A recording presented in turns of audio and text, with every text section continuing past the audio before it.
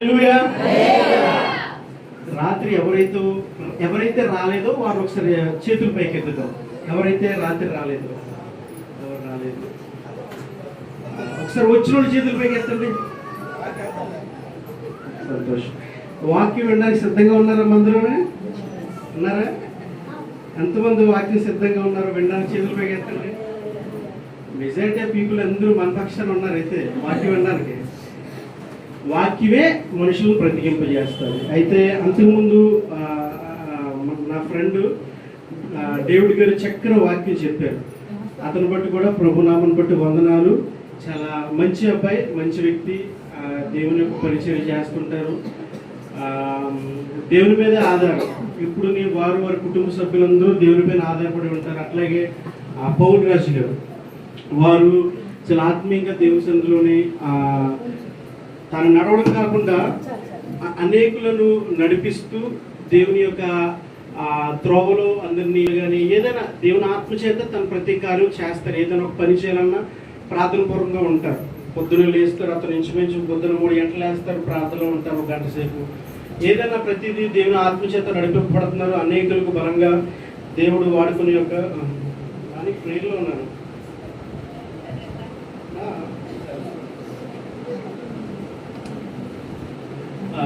ఆయన నిమిత్తం కూడా ప్రార్థన చేయండి. దేవునికి పరిపూర్ణంగా తన సేవను, తన యొక్క జీవితాన్ని సమర్పించేసుకున్నారు. అయితే వీరిరువురు కలిసి పాస్టర్ గారు వెళ్దామండి. మరొకసారి చెప్పాలి కదా, నేను ఎవరైతే రాలేదు మీ అందరికీ తెలియాలని. ఓ పాస్టర్ గారు ఉన్నారు. ఆయన చాలా మంచివారు. ఆయన చాలా ఒక ఇంట్లో కుటుంబ సభ్యులకు ఆదరిస్తారు అని చెప్తే, యాక్చువల్గా నాకు ఈరోజు చాలా నాకు మీటింగ్స్ ఉన్నాయి. మీటింగ్స్ అంటే ఫోన్లో మాట్లాడుతూ ఉంటాను అనమాట. ఎవరితో చెప్పండి? సేవకులతోటి. అంటే వాళ్ళు విదేశాల్లో ఉంటారు, వాళ్ళకి వాక్యం చెప్తూ ఉంటాను ఇంగ్లీష్లోని. వాళ్ళకి మనకు పగలైతే వాళ్ళకి రాత్రి అయితే మనకు పగలు. అయితే పాస్టర్ గారు తర్వాత పోస్ట్పోన్ చేసుకుందాం, వాళ్ళకి ఒక మెయిల్ పెట్టి నేను అలా రావడం జరిగింది. అయితే అపవాది ఈ యొక్క స్థలానికి రాకుండా ఈయనకి ఒక కళ ద్వారాగా శోధించింది పౌల్ రాజు గారికి. ఇక్కడికి వచ్చిన తర్వాత కూడా అంతటితో ఊరుకోక ట్రైన్లో నుంచి నెట్టేసే ప్రయత్నం చేసింది. అయితే దేవుని యొక్క మహాకృప వల్ల ఏమీ కాలేదు. అయితే ఈ సహోదరుడు కూడా మాతో జాయిన్ అవ్వాలి, కానీ ఏంటంటే ఆయన కూడా దేవుడు అలాగా తీసుకుని వచ్చాడు. ఏదైనా ప్రభు చిత్తమే, అంతే కదమ్మా. ఇక్కడికి రావడానికి చాలా అంటే డబ్బులు ఖర్చు, తర్వాత దెబ్బలు తినడం, ఇవన్నీ ఏంటంటే ప్రభు కోసమే, దేవుని కోసమే. రావడానికి దేవుని చిత్తం, సంఘం పట్ల దేవునికి ప్రణాళిక ఉన్నది. కాబట్టి ఈరోజు ప్రాముఖ్యమైన అంశం ఏంటంటే వాక్యమే మనుషులను ప్రతివరాలు ఉంటాయి, ఆరాధన ఉంటుంది. వీటన్నిటిలో ప్రాముఖ్యమైనది ఏంటంటే వాక్యమే. అందుకోసమే బైబిల్లోనే యేసుప్రభువు ఏం చెప్పారు? ఆదియందు వాక్యం ఉండెను, వాక్యమే దేవుడే ఉండెను. ఆ వాక్యం దేవుని దగ్గర ఉందంట. ఆకాశము కలుగునుగాక, భూమి కలుగునుగాక, నోటి మాట చేత ఈ భూమి ఆకాశములు పంచిపోతం అనబడిన వాటన్నిటిని దేవుడు కలుగు చేసిన గొప్ప దేవుడు. ఆ వాక్యమే ఈ బైబిల్ అన్నమాట. అదవుతుందమ్మా. ఇది మనం చదివితేనే ఆ ఒక శక్తిని మనం అనుభవించగలుగుతాం. కాబట్టి ఈ వాక్యాన్ని శ్రద్ధగా విందాం. దేవుడు ఎవరితో మాట్లాడుతాడో మనకు తెలియదు. పరిశుద్ధాత్మ దేవుని వశంలో మనం అందరూ ఉండాలి. ఇంట్లో నా భర్త ఏం చేస్తున్నాడు, నా భార్య ఏం చేస్తుంది, అటువంటి ఆలోచన మనం కలిగి ఉండకూడదు. ఓకేనా? అందరూ సిద్ధమేనా? ఓకే, వాక్యాన్ని విందాం. ఇండియాలోని గ్రీన్ సిటీ, తమ్ముడు ఇలా ముందుకు వచ్చి అంటే వాళ్ళకి కొంచెం కనిపించినారు. ఎంప్లాయీస్ అంటే మామూలు ఎంప్లాయీస్ కాదు, వాళ్ళు ఎంఎన్సి కంపెనీకి చెందినవాడు. ఎంఎన్సి అంటే మల్టీనేషనల్ కంపెనీ. అంటే వాళ్ళ శాలరీస్ 1,00,000 పైన ఉంటాయి. వాళ్ళకి ఏమైనా జబ్బులు వచ్చినా ఏమొచ్చినా ఆ కంపెనీ చూసుకుంటారు. అంటే ఆల్మోస్ట్ ఒక లగ్జరీ జీవితం జీవించే ఒక స్థితి కలిగిన వాడు. ఆ ఒక బెంగళూరులోని ఈ యొక్క సాఫ్ట్వేర్ ఎంప్లాయీస్ అంట, ఎవరు ఆలోచన చేయకూడదు.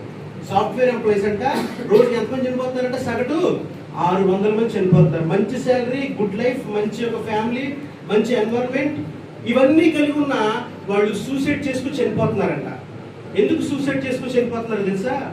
వారికి డబ్బు బాగానే ఉంది, మంచి భార్య, మంచి పిల్లలు, అనిపించడానికి అన్ని వసతులు దేవుడు కనిపించిన వారిలో ఏదో ఒక తెలియని వెలితి ఏంటంట, ఏదో తెలియని వెలితి, ఏదో హృదయంలోని మనశ్శాంతి లేకపోవడం, ఏదో ఒక గిల్టీ ఫీలింగ్ అనమాట. నేనేదో అపరాధ భావంలో ఉన్నాను, ఏదో నన్ను వెంటాడుతుంది, ఏదో నన్ను శోధిస్తుంది, ఏదో నేను పొందుకోలేకపోతున్నాను, ఏదో నా వీపు పైన ఒక పెద్ద గుదిపంటలాగా నా ఒక వీపు పైన ఉన్నదని సూసైడ్ చేసుకొని చనిపోతున్నారంట. ఈ యొక్క బెంగళూరు. అంటే వారి జీవితంలో ఏం లేదంట, అన్ని వారికి కలిగి ఉన్న వారికి ఏంటంట, మనశ్శాంతి లేదు. మనం ఎంత కలిగి ఉన్నా ప్రభువును మనం కలిగి ఉండడం ప్రాముఖ్యత. ఎంత అంటే తను బ్రతికినప్పుడు తన భార్యను కూడా దగ్గరికి రానివ్వలేదంట, భార్యను కూడా కాళ్ళతో తన్నివ్వడంట, పనివాళ్ళు కూడా నీచంగా చూసేవాడంట. అయితే ఎందుకు ఇటువంటి స్థితి, ఇటువంటి ఆలోచన, ఇటువంటి మనస్తత్వం కలిగిన వారంటే ఆయన డబ్బు, తనకు ధనం ఉందని ఒక ఆశ, లేకపోతే ఒక విర్రవీగిపోవడం, ఎవరిని లెక్క చేయకపోవడం, ఇటువంటి రెక్లెస్నెస్ కలిగి జీవించిన వ్యక్తి అయినా. అయితే ఒక నిద్రం ఏమైందంటే కడుపులోని, నోట్లోని, తలలోని క్యాన్సర్ సెల్స్ వస్తున్నాయి అనమాట. ఏంటి వస్తున్నాయంట, క్యాన్సర్ వచ్చేస్తుంది. హాస్పిటల్ పడి ఉన్నాడు. ముక్కులోని కొట్టాలి, నోట్లో కొట్టాలి, కడుపులో కొట్టాలి. అయితే ఆయన దగ్గరికి వెళ్ళినప్పుడు నాకు మంచినీళ్ళు తాగాలనిపిస్తుంది అన్నాడంట. ఏంటంట, మంచినీళ్ళు తాగాలనిపిస్తుంది అన్నాడంట. మంచినీళ్ళు తాగడానికి అవకాశం లేదు. తినే ఆశ ఉంది కానీ అందుకోలేని పరిస్థితి, తినలేని పరిస్థితి. అంటే తనకున్న డబ్బు ఒక గుడిగిడి నీళ్లు తాగనిచ్చేలా చేసిందా? లేదు. తనకున్న ఈ యొక్క ఐశ్వర్యము, ఈ యొక్క పెద్ద పెద్ద యొక్క విలాసవంతమైన జీవితం తన దగ్గరికి ఏమైనా చిన్న ఒక పట్టెడు అన్నము కడుపు నిండా నింపిందా? నింపలేదు. ఆఖరికి చనిపోయినప్పుడు ఏమంటాడంటే, ఏం లేదు, నా మొత్తం సర్వస్వం కూలిపోయాను నేను, అదంతా నేను ఎవరికి ఇచ్చేస్తారో తెలియదు, మీరు ఇచ్చేయండి. అంటే ఎంత డబ్బున్నా సరే ఆఖరికి చనిపోయే ముందు నీళ్లు త్రాగలేకపోయాడు, కడుపు నిండా తినలేకపోయాడు. అంటే డబ్బు అనేది మనిషికి ఆనందం, హ్యాపీనెస్ ఇవ్వదు. ఎంఎన్సీ కంపెనీ పెద్ద పెద్ద సిటీలో చేసిన అటువంటి ఎంప్లాయీస్ కూడా వారికి మనశ్శాంతి లేక ఏదో గిల్టీ ఫీలింగ్ తోటి వారు సూసైడ్ చేసుకొని చనిపోతున్నారు.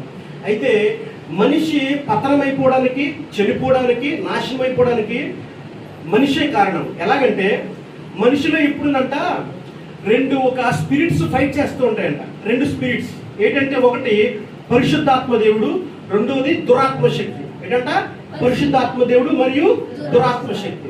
పరిశుద్ధాత్మ దేవుడు ఏమంటాడు తెలుసా? నువ్వు దేవునిలో ఉండు, పరిశుద్ధంగా ఉండు, దేవునికి పరిచారం చేయి, దేవుని సేవకులకు తోడుకుని అంటుంటాడంట.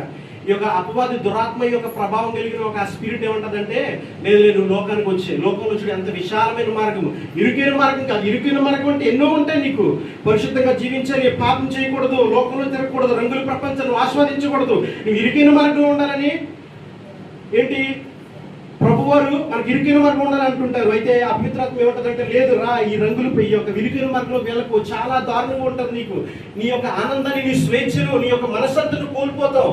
అయితే బైబిల్లో ప్రభువారు ఏం చెప్తారు తెలుసా? 10 దినములు మీకు శ్రమ కలుగును, అంతము వరకు నిరీక్షణగా ఉంటాడు, మీకు ఏమిస్తాను నేను?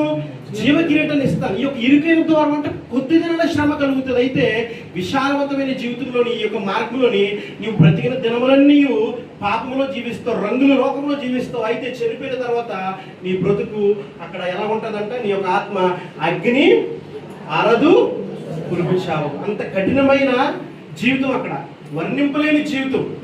అయితే ఈ మనిషిని పరిశుద్ధాత్మ దేవుడు దేవులో నడిపిస్తాడు, అపవిత్రాత్మ నిన్ను దేవులో నుంచి బయటకు లాగని చూస్తాడు. అయితే ఈ రెండింటి మధ్య నలిగిపోయేది ఏంటో తెలుసా? మన మనస్సు. ఏంటంట? మన మనస్సు. దీన్ని ఏమంటారంటే సౌల్ అంటారు. ఏంటంట? సౌల్. స్పిరిట్ వేరు. స్పిరిట్ అంటే దేవుడు దయచేసిన ఆత్మ. ఆ ఆత్మను నువ్వు ఎలా కాపాడుకోవాలో, ఎలా నువ్వు మలుచుకోవాలో నీ సౌల్ మీద ఆధారపడి ఉంటుంది, నీ మనస్సు మీద ఆధారపడి ఉంటుంది. అర్థమవుతున్నప్పుడు మీకు నువ్వు సూసైడ్ చేసుకోవాలనుకుంటున్నావు, అప్పుడు నీ యొక్క మనస్సు ఎటువైపు కేంద్రీకరించారు తెలుసా?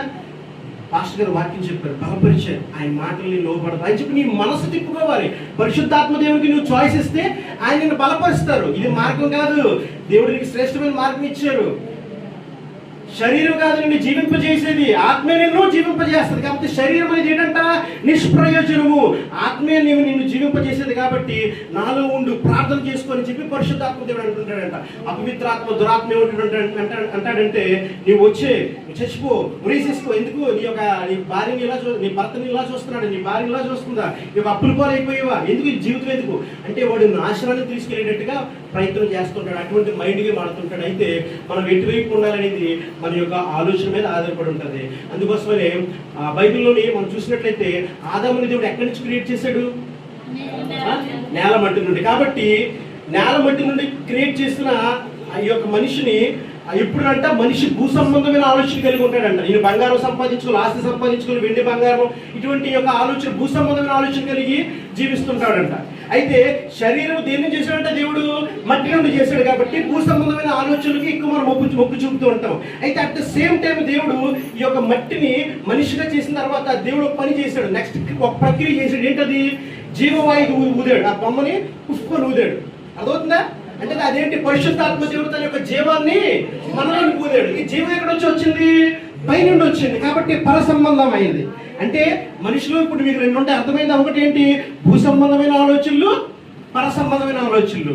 భూ సంబంధం అంతా భూ సంబంధం కోరుతుంటుంది, పర సంబంధం ఆలోచనలు ఎప్పుడు పర సంబంధం ఆలోచన కలిగి ఉంటుంది. అర్థమవుతుందమ్మా మీకు? అలాగే చెప్తారా? అందుకోసమే చిన్న ఉదాహరణ చెప్తాను.